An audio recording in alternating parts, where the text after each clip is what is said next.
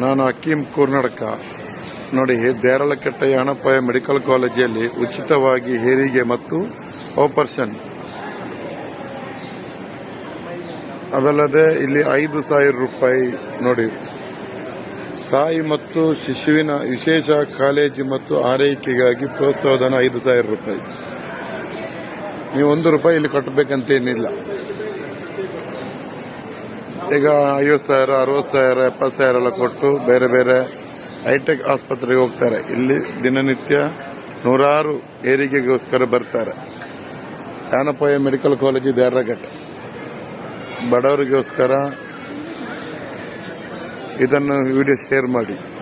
ಬಡವರಿಗೆ ಯಾರಿಗಾದರೂ ಪ್ರಯೋಜನ ಆಗುವುದಾದ್ರೆ ಆಗಲಿ. ಅದು ಕರ್ನಾಟಕದವರು ಬೇಕಂತೇನಿಲ್ಲ, ಭಾರತ ದೇಶದವರು ಯಾರು ಬೇಕಾದರೂ ಆಗ್ತದೆ. ಅದಲ್ಲದೆ